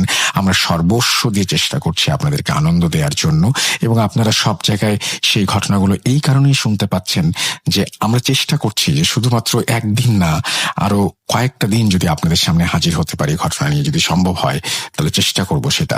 যাই হোক, আমরা চলে যাব আজকের পরবর্তী ঘটনায়, এবং আমরা আশা করব যে আপনারাও আমাদের ঘটনা পাঠাবেন। কথা না বাড়িয়ে চলুন ফিরে যাওয়া যাক পরবর্তী ঘটনায়।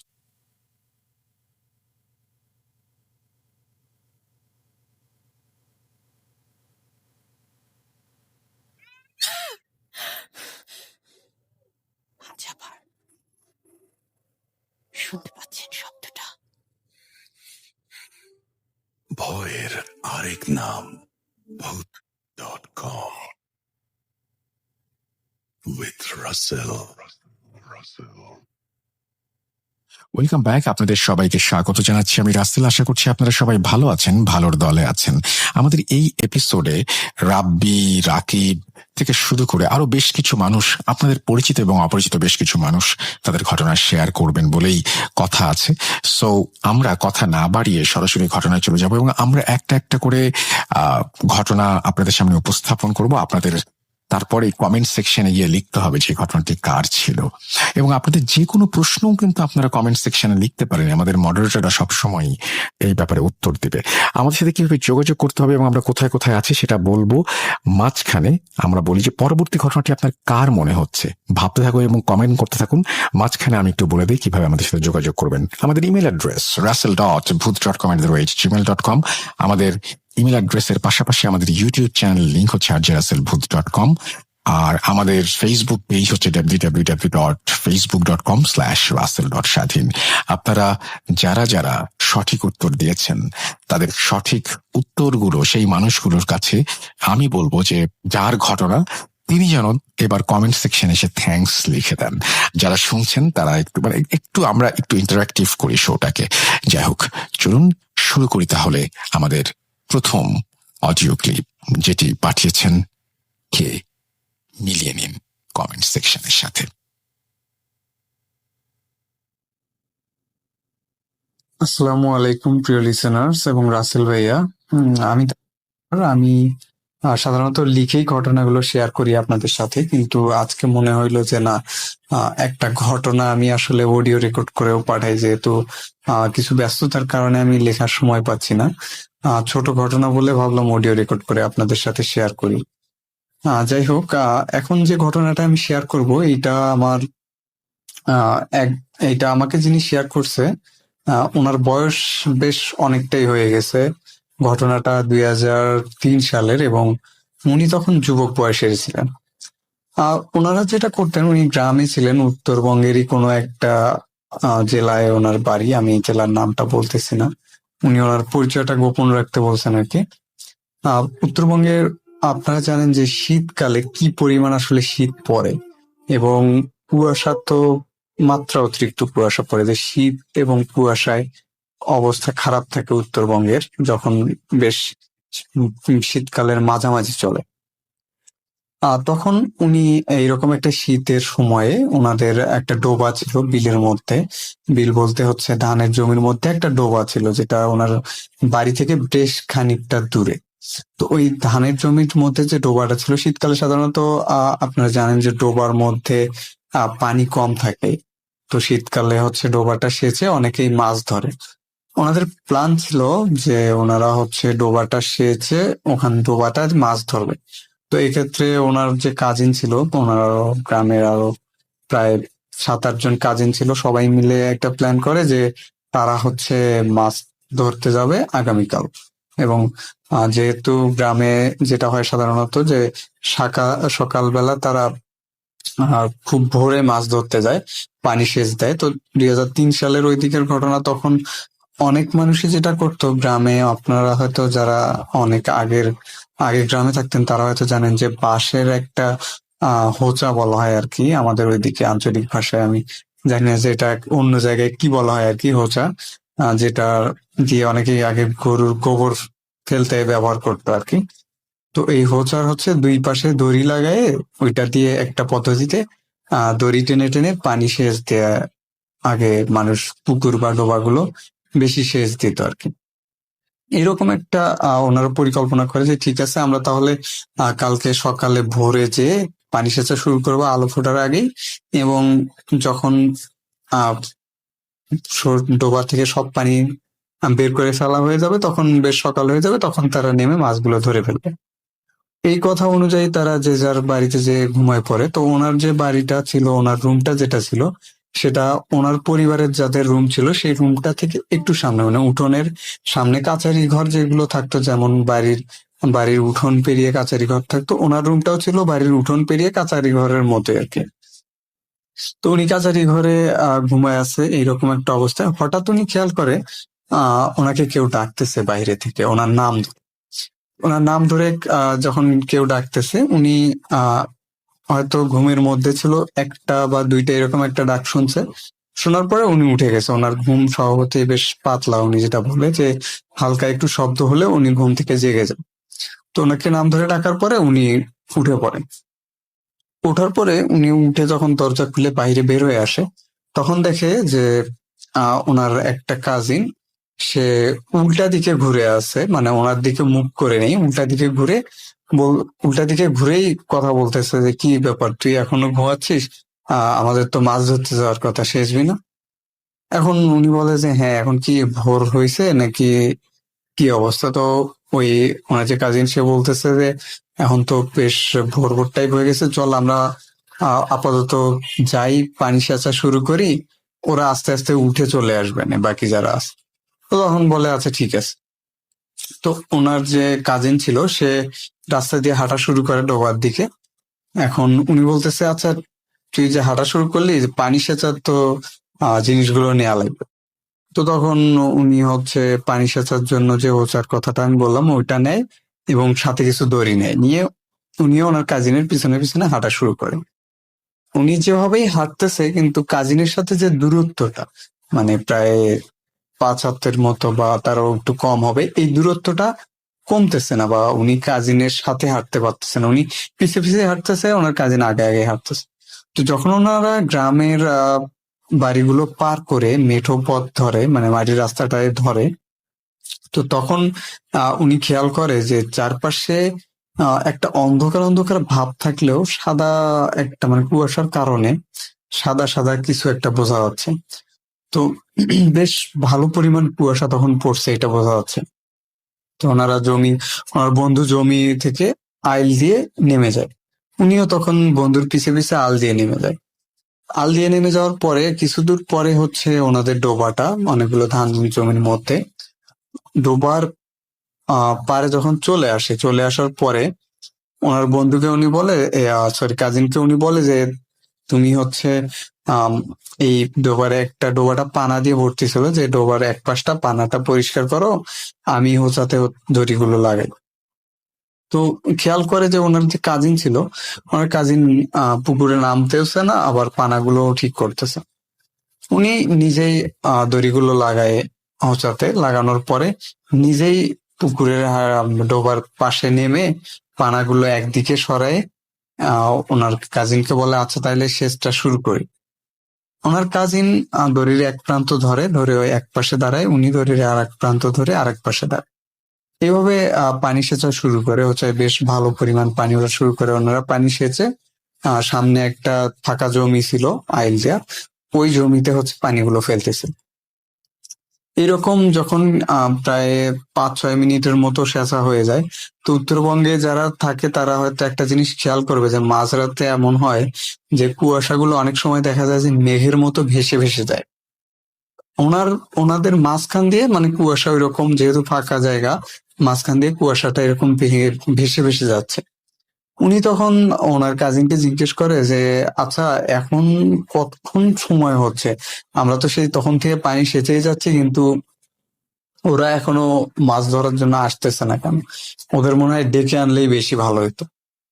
ওনার যে কাজিন, সে কোনো কথা বলতেছে না, সে সেচতেছে, এবং সে সেচতে একটা পর্যায়ে যেটা হয়, ওনার কাজিন কি করে, দড়িটা ধরে একটু জোরে টান দিচ্ছে, মানে এমন একটা ভাবে টান দিচ্ছে যাতে ইনি দড়ি ধরে অবস্থায় হোঁচটকে সামনে পড়ে যায়। এইরকম কয়েকবার হওয়ার পরে হঠাৎ করে ওনার যে কাজিন অনেক জোরে দড়িটা টান দিয়ে ফেলে, এবং জোরে দড়িটা টান দেওয়ার ফলে যেটা হয়, উনি একদম হুড়মুড় করে ডোবার যেখানে পানাটা পরিষ্কার করছে ওখানে পড়ে যায়। ওখানে পড়ে যাওয়ার সাথে সাথে ডোবার পানি তো ওনারা অনেকটা, প্রায় 10-12 মিনিটে অনেকটা পরিমাণ সেচে ফেলছে। তো কাদা ছিল আর কি ডোবায়, বেশ গ্রামের ডোবাগুলোতে যেটা হয় যে অনেক ডোবাতে হাঁটু পরিমাণ কাদাও থাকে। উনি কাদার মধ্যে একদম সবকিছু, জামা কাপড় সহ সবকিছু সহ, শীতে কনকনা ঠান্ডা পানির মধ্যে উনি পড়ে যায়। উনি যখনই উপর হয়ে পড়ে যায়, পড়ে যাওয়ার সাথে সাথে উনি অনুভব করে যে ওনার ঘাড়ের উপরে কেউ লাফ দিয়ে উঠে ওনার ঘাড়টা একদম কাদার মধ্যে ঠেসে ধরছে। যখন এটা মানে উনি অনুভব করতে পারে, উনি কয়েক সেকেন্ডের মধ্যে এটা হওয়াতেই বেশ ভয় পেয়ে যায় যে আসলে হঠাৎ এটা কি হলো, আমার কাজিন কেন আমার কাদার মধ্যে এরকম করে ঠেসে ধরলো। উনি হাত ঘুরে, হাতটা ওনার যে কাজিন যে কাদার মধ্যে অনেক কাঠটা ঠেসে ধরে আছে, উনি ওই কাজিনের হাতটা ধরে। যখন কাজিনের হাতটা ধরে তখন উনি একদম সেই পরিমাণে ভয় পেয়ে যায়, কারণ হাতটা ধরে, হাতটা অনেক নরম এবং লোমশ। জাস্ট ওনার হাতের নিচে ফিল হচ্ছে যে একটা লোমশ কিছু উনি ধরে আছে। একদম ভয়ে, মানে তখন কি করবে, মুখটা কাদার মধ্যে, কোনো নিঃশ্বাস নেওয়ার বুদ্ধি নেই। উনি জাস্ট হাতটা ধরে অনেক জোরে একটা ঝাঁকি দিয়ে লাফ দিয়ে উপরে, এবং লাফ দিয়ে উপরে উঠেই উনি যেটা চোখ খুলে যেটা সামনে দেখে, যে একটা লোমশ আকৃতির, যেমন হনুমান টাইপ কিছু হইলে যেরকমটা হয়, এইরকম কিছু একটা ওনার কাঁধ তখনও ধরে আছে, এবং কাঁধটাতে প্রচন্ড পরিমাণে জ্বালা করতেছে। উনি জাস্ট জোরে একটা লাঠি দিয়ে ওই প্রাণীটাকে জোরে একটা লাঠি দিয়ে একটা চিল্লান দিয়ে উঠে দৌড়ানো শুরু করে। যেহেতু শীতকাল এবং তখন কত রাত, উনি বুঝতেছিল না কোন দিকে দৌড়াবে, এটাও বুঝতেছে না। জাস্ট ওনার মনে হইতেছে যে জীবন বাঁচাইতে হইলে ওনাকে দৌড়াইতে হবে। শরীর ভেজা, কাদা মাখামাখি অবস্থা, কনকনে ঠান্ডা পানিতে সবকিছু ভেজা, এদিকে প্রচন্ড বাতাস, ঠান্ডা বাতাস ওনার মুখে এসে লাগতেছে। উনি ভয়ে তখন দৌড়াইতেছে। তো দৌড়াইতে দৌড়াইতে ওনাদের যে বিলটা ছিল, এই বিলের মধ্যে একটা গাছ ছিল, একটা জায়গা ছিল, ওই জায়গাটা একটু উঁচু জায়গা। ওই উঁচু জায়গাটাতে যেটা হয় যে একটা গাছ ছিল, সেটা হচ্ছে রেইন ট্রি করাই গাছ ছিল। অনেকেই চিনে থাকবেন, গ্রামে যারা থাকেন তারা অনেকেই চিনবেন যে রেইন ট্রি করাই তো বেশ বড় একটা রেইন ট্রি করাই গাছ ছিল ওখানে। গাছের যেটা হয় যে সাধারণত ওই গাছের চারপাশের যে জায়গাটা, ওইটা একটু মাটি দিয়ে উঁচু, ওইখানে কোনো ফসল ফলাতো না কেউ। আর হচ্ছে ওই জায়গাটাতে কিছু ঝোপঝাড় টাইপ, ছোট ছোট আগাছা টাইপ জন্মে থাকতো সবসময়। আর রেন্টি করাই গাছটা নিয়ে অনেকেরই কিছু ভীতি ছিল, বা গ্রামে অনেক কথা প্রচলিত ছিল যে ওই গাছে দুইজন কিছু সময়ের ব্যবধানে, মানে কয়েক মাসের ব্যবধানে গলায় দড়ি দিয়ে আত্মহত্যা করে। তো সাধারণত যারা রাত্রে বা সন্ধ্যায় জমিতে কাজ করতো বা কাজ করতে করতে সন্ধ্যা হয়ে যেত, এমন কিছু লোক বলতো যে অনেক সময় দেখা যেত যে কেউ একটা আপসা কেউ বসে আছে রেন্ট্রি গাছের নিচে, এবং কাছে গেলেই দেখা যেত কেউ নেই। মানে এরকম অনেক কথা প্রচলিত ছিল। উনি যখন না দৌড়ানো শুরু করে জমির মধ্যে দিয়ে দৌড়াইতে দৌড়াইতে একটা পর্যায়ে উনি ওই উঁচু জায়গাতেই হোঁচট খেয়ে ওই রেন্ট্রি গাছের নিচে পড়ে যায়। যখন উনি পড়ে যায়, পড়ে যাওয়ার পরে মানে পড়ে যাওয়ার আগে উনি খেয়াল করে যে হঠাৎ কয়েক সেকেন্ডের জন্য উনি পড়ে যাওয়ার সময় যে খেয়াল করে যে গাছের ডালে কিছু একটা উনি দেখছে। উনি তখন জাস্ট মানে কয়েক সেকেন্ডের মধ্যে এটা দেখে, কিন্তু উপর হয়ে পড়ে যায়। পড়ে যাওয়ার পরে উনি চিত হয়ে ঘুরে যায় যে আসলে কি দেখলো উনি আবার। তো উনি ঘুরে সাথে সাথে উনি চোখের সামনে যেটা উপরে দেখতে পায়, উনি তো পড়ে আছে মাটিতে, এবং ঘোরার সাথে উনি দেখতে পায় যে উপরে ঠিক আবছা দেখা যাচ্ছে দড়িতে কেউ একজন ঝুলতেছে। মানে বাতাসে যদি ঝুলতে যেমন একটা হয় ওই রকম উনি দেখতেছে গলায় দড়ি দেওয়া অবস্থায় কেউ একটা ঝুলতেছে, কিন্তু চেহারাটা বা ওইরকম আকৃতি খুব ভালোভাবে বোঝা যাচ্ছে না কুয়াশার জন্য, কিন্তু মনে হইতেছে কেউ একজন ঝুলতেছে।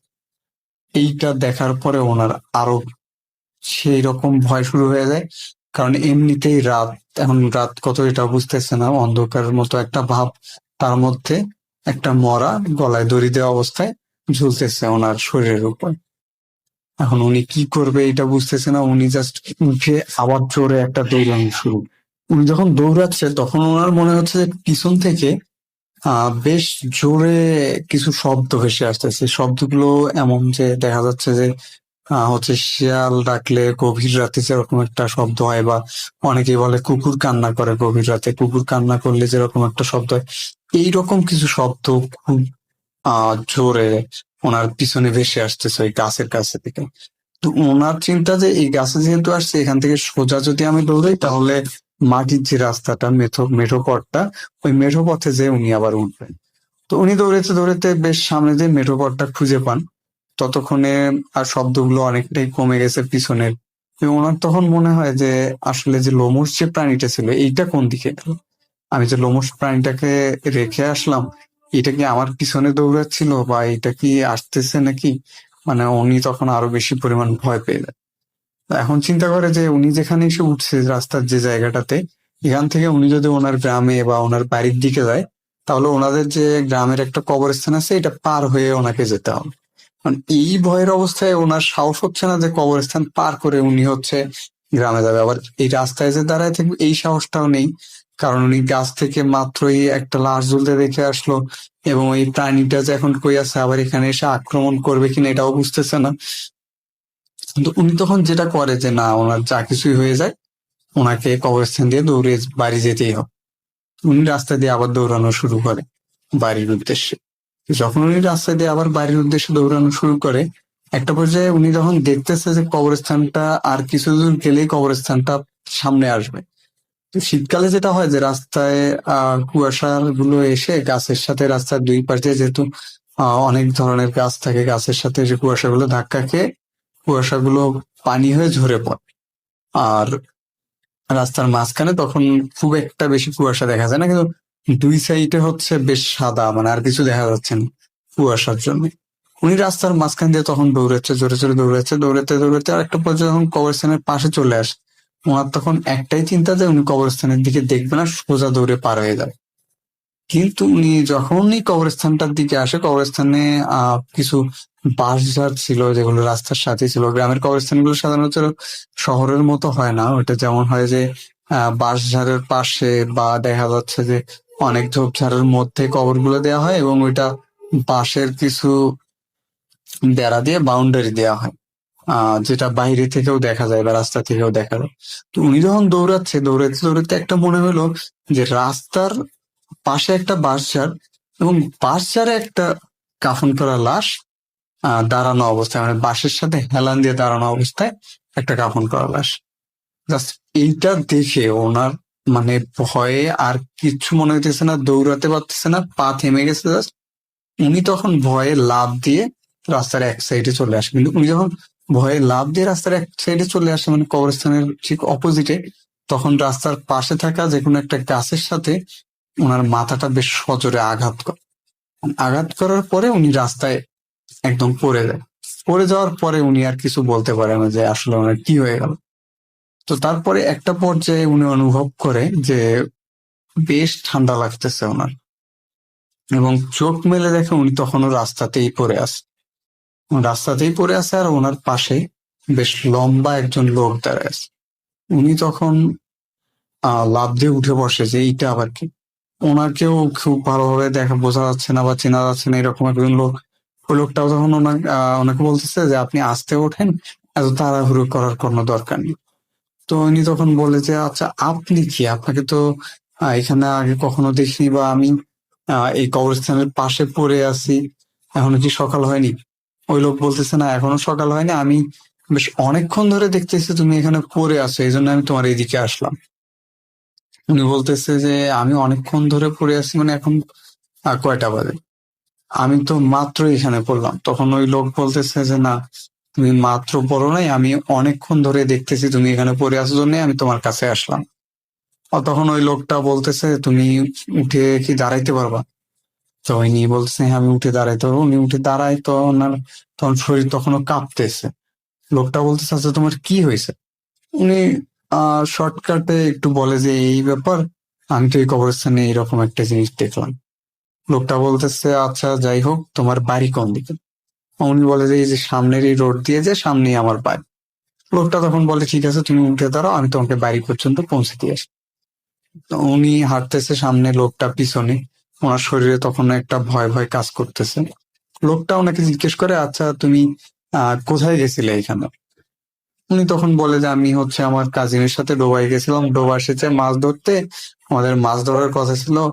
এখন আমার কাজিনকে সাথে নিয়ে ওখানে গেলাম, যাওয়ার পরে হঠাৎ দেখি যে আমার কাজিন চোরে একটা টান দিয়ে বসে। তবে লোকটার সাথে কথা বলতে বলতে উনি একটা জিনিস খেয়াল করে যে লোকটা সব সময় একটু পিছে পিছে, মানে ওনার সাথে হাঁটতেছে না বা ওনার সামনে আসতেছে না, লোকটা একটু পিছে উনি সামনে। উনি যতই হাঁটার গতিটা কমায় দেয় কিন্তু তারপরেও লোকটা ওনার পিছনেই থাকে। এইরকম কিছু কথাবার্তা লোক। একটা পর্যায়ে উনি যখন ওনার গ্রামের কাছাকাছি চলে আসে, যে এখন বাড়ির মধ্যে ঢুকবে, পাশেই হচ্ছে ঢুকতেই ওনারা একটা পরিচিত বন্ধুর বাড়ি আছে। ওই বন্ধুর বাড়ির কাছাকাছি যখন চলে আসে তখন হঠাৎ করে খেয়াল করে যে ওনার পিছনে থেকে আর কোনো আওয়াজ আসতেছে না, বা উনি অনুভব করতেছে না যে কেউ হাঁটতেছে ওনার পিছনে। তখন উনি হঠাৎ পিছনের দিকে কথা বলতে বলতে তাকায় দেখে কি ব্যাপার, কার সাথে কথা বলতেছিল এতক্ষণ ধরে। রাস্তায় কোনো লোক নেই বা কোনো মানুষ নেই, কিচ্ছু নেই। উনি তখন বিষয়টা আরো বেশি ভয় পেয়ে দৌড়ে ওনার যে ফ্রেন্ডের বাড়ি ছিল ওই ফ্রেন্ডের বাড়িতে যে দরজায় জোরে জোরে ধাক্কা দেওয়া শুরু করে। তো তখন ওনার ফ্রেন্ডের বাড়ির লোকজন যারা ছিল সবাই দৌড়ে বের হয়ে আসে, কি হয়েছে কি হয়েছে, যে তুমি এত রাতে কাদা মাটি সব পানি মাখা অবস্থায় এখানে কেন? তখন বলে যে আমার এই ব্যাপার হয়েছে, এক লোক তো আমাকে আগায় দিয়ে গেল কবরস্থান থেকে এখানে, এখন দেখতেছি সেই লোক নেই। তো তারপরে ওনারা ওনাকে বাড়ির ভিতরে নিয়ে যায় এবং গরম কাপড় চোপড় দেয়, পানি খাওয়ায়। ভোরের দিকে ওই ফ্রেন্ডের সাথে উনি তখন হচ্ছে বাড়িতে চলে আসে। আসার পরেই উনি ওনার যে ফ্রেন্ডটা ওনাকে ডেকে নিয়ে গেছিল তার বাড়িতে যায়। বাড়িতে যাওয়ার পরে যেটা দেখে যে ওনার ফ্রেন্ড নাই বাড়িতে। উনি আবার ঘুরে যে কাজিন আর অন্যান্য কাজিন যারা ছিল তাদের কাছে আসে। কাজিনদের কাছে আসার পরে ওনার কাজিনরা ওনাকে বলে যে আসলে আমরা তো উঠে সকালে তোর ওখানে অনেকক্ষণ ডাকাডাকি করলাম, দরজায় ধাক্কা ধাক্কি করলাম, কিন্তু তোর তো কোনো সাড়া শব্দ নেই। তারপরে যে কয়জন ছিল, তারপর ওনার অন্যান্য যে কাজিনরা ছিল সবাইকে সাথে নিয়ে ওই ডোবার দিকে যায়। যাওয়ার পরে দেখে যে আর কয়েকজন কাজিন তারা যে আহ ওই ডোবা থেকে পানি সেচতেছে। ওনাকে যে কাজিনটা ডেকে নিয়ে যায় সে ওখানে যে পানি সেচতেছে। তাই নিজে বলতেছে তুই যে কালকে রাত্রে আমাকে ডেকে নিয়ে আসলি, আসার পরে তুই কই হারাইছিস? তো বলতেছে আমি তোকে কালকে কই ডেকে নিয়ে আসলাম, আমরা তো কয়েকজন মিলে তোকে যে ডাকলাম, তোকে ঘরে দরজায় অনেক জোরে ধাক্কা ধাক্কি করলাম, কিন্তু তোর তো কোনো সারা শব্দ পেলাম না। না পেয়ে আমরা পরে চলে আসলাম। আসার পরে এখানে এসে দেখি যে এখানে হচ্ছে একটা হোঁচা এবং দড়ি লাগানো অবস্থায় পড়ে আছে, আবার পানা পরিষ্কার করা, আবার পানিগুলো ওই জমিতে অনেকটা তুলে দেয়া। আমরা ভাবলাম হয়তো কেউ চুরি করে মাছ ধরতে আসছিল নাকি রাত্রে, আমরা আরো এটা ভাবতেছি, কিন্তু তোকে তো খুঁজে পাইলাম না। তোকে বাড়িতে যে নক করলাম, কিন্তু তুই তো ঘুম থেকে উঠলিও না, বেরো হইলি না। তারপরে আমরাই চলে আসলাম যে আমরা যে আপাতত সেচ শুরু করি, তারপরে হচ্ছে তোরা আসলে মাছ ধরবি।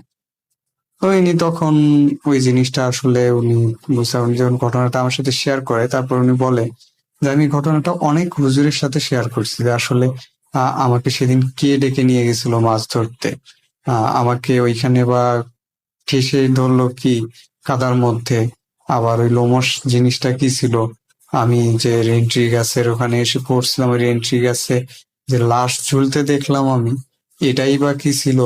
আবার কবরস্থানে লাশ দেখলাম, আমাকে একজন লোক আবার পার করে দিয়ে গেল কবরস্থানটা, বাড়িতে রেখে গেল, এই লোকটা কে ছিল।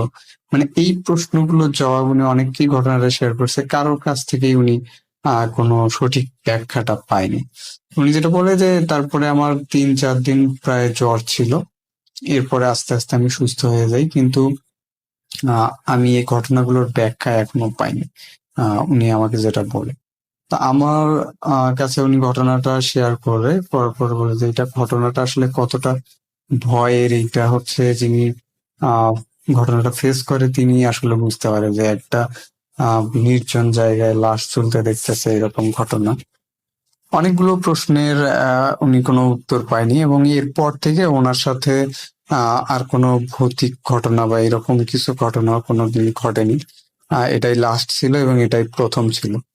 তো যাই হোক, আজকের মতো ঘটনা এই পর্যন্তই। আমি আসলে একটা ঘটনা লিখে আপনাদের পাঠাবো, এই ঘটনাটা লিখতেছি আমি, অন্য একটা ঘটনা, যেটা একটা গ্রাম কেন্দ্রিক ঘটনা হবে। আপনারা যেহেতু গ্রামের ঘটনাগুলো বেশি পছন্দ করেন, তো একটা স্পেশাল ডে তে আমি ঘটনাটা শেয়ার করব। আসলে আমার নিজের জন্য স্পেশাল ডে, তো এই জন্য আমি হচ্ছে ওই ঘটনাটা লিখতেছি। খুব দ্রুতই আপনারা পেয়ে যাবেন ঘটনাটা, আশা করতেছি লেখা শেষ হইলে।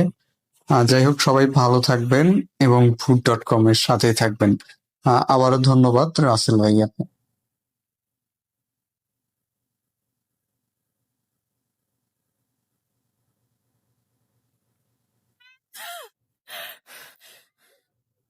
আজ আবার শুনতে পাচ্ছেন শব্দটা? ভয়ের আরেক নাম ভূত.com with Russell. Welcome back. আপনাদের সবাইকে স্বাগত জানাচ্ছি, আমি রাসেল। আশা করছি আপনারা সবাই ভালো আছেন, ভালোর দলে আছেন, আর আমিও ভালো আছি, আলহামদুলিল্লাহ ভালোর দলে আছি। এবং আশা করছি যে আমাদের আগের খেলাটাকে আমরা আবার শুরু করব। একটু আগে যেটা শুরু করেছিলাম কমেন্ট সেকশনে, যদি ইচ্ছা হয় আপনারা নিজেরা পুরো নিয়মটাই জানেন, করে ফেলতে পারেন। পরবর্তী ঘটনাটি কার জানিয়ে দিন। আমরা এইভাবেই প্রতিনিয়ত দারুণ দারুণ সব ঘটনা উপহার দিতে চাই। একটু আগে বলছিলাম যে ষাটোর্ধ্ব যারা, তাদের ঘটনা নিয়ে একটা সিরিজ করতে চাই, এবং আমরা প্রতিনিয়ত চেষ্টা করছি আপনাদেরকে নতুন নতুন সবকিছু উপহার দেওয়া। আসলে সবচেয়ে বড় কথা হচ্ছে যে যখন আমরা নতুন কিছু করি তখন আরো অনেক জায়গাতেই সেটার প্রচলন ঘটে, যার জন্য আমি ঠিক জানি না যে কতদিন নতুনটাকে আমরা ধরে রাখতে পারি, বাট চেষ্টা করি সবসময় নতুন কোনো কিছু নিয়ে আসতে। যাই হোক, আমরা চলে যাব আমাদের পরবর্তী ঘটনায়। আশা করছি এই ঘটনাটি আপনাদের ভালো লাগবে। চলুন চলে যাই পরবর্তী ঘটনায়। চিঠি চিঠি দেওয়ার ব্যাপারটা আজ থেকে যুগ যুগ ধরে হয়ে আসছে। এখনো মানুষের মাঝে চিঠি দিয়ে কমিউনিকেশন ব্যাপারটা রয়েছে। তো চিঠিতে আমরা কি লিখতাম? প্রিয় মামা, খালা, কেমন আছেন? আশা করি ভালো আছেন, ইত্যাদি কথা লিখে তারপর নিজের প্রয়োজনীয় অপ্রয়োজনীয় নানা বিষয় উল্লেখ করে সবশেষে ইতি আপনারই, আদরের, স্নেহের বা শ্রদ্ধেয়, এরকম কিছু লিখে আমরা সেই ফিনিশিংটা টানতাম। সেই চিঠি আজ একরকম বিলুপ্তির পথে, কিন্তু তারপরও একটা আনন্দের বিষয় যে আপনারা এখনো সেই চিঠি দেওয়া কন্টিনিউ করে যাচ্ছেন প্রিয় রাসেল ভাইয়ের কাছে। হয়তো প্রসেসটা আপনার ইলেকট্রনিক্যাল প্রসেস, যে ইমেলের মাধ্যমে আপনারা পাঠাচ্ছেন, কিন্তু বিষয়টা বেশ ভালো লাগার মতো একটা বিষয়। আশা করছি আপনারা এইভাবেই কন্টিনিউ করে যাবেন সারা জীবন। আর আপনারা রাসেল ভাইকে যে ইমেলটা করেন সেই ইমেলও একটা অটোমেটিক্যালি ফরম্যাট তৈরি হয়ে গেছে। এটাও বেশ ভালো লাগার মতো, যেখানে লেখা থাকে প্রিয় রাসেল ভাই, জিজ্ঞেস করবো না আপনি কেমন আছেন, কারণ আমরা জানি আপনি ভালো আছেন, কারণ আপনি সবসময় ভালোর দলে থাকেন। এছাড়া কিছু কমন বাক্য রয়েছে যা সবসময় সবার মুখে মুখে থাকে, স্পেশালি বাঙালি কমিউনিটির মধ্যে, যার মধ্যে রয়েছে আপনি সবসময় ভালোর দলে, বিশ্বাস করেন রাসেল ভাই, তারপরে বিশ্বাস করা না করা একান্ত আপনার ব্যাপার। তো এই জাতীয় বাক্যগুলো সবার সবসময় মাথায় থাকে এবং বিভিন্ন জন বিভিন্নভাবে ইউজ করে থাকে। সত্যি বিষয়টা গর্ব করার মতো। তো যাই হোক, কথা না বাড়িয়ে আমি চলে যাচ্ছি ঘটনায়। ঘটনাটি আজ থেকে 50 বছর আগের। এটি ঝালকাঠি জেলার কোনো এক গ্রামের ঘটনা। আমাকে যিনি শেয়ার করেছেন উনি সম্পর্কে আমার চাচাতো বোন। তো যেদিনের ঘটনা, সেদিন উনি বাজার থেকে বাড়ি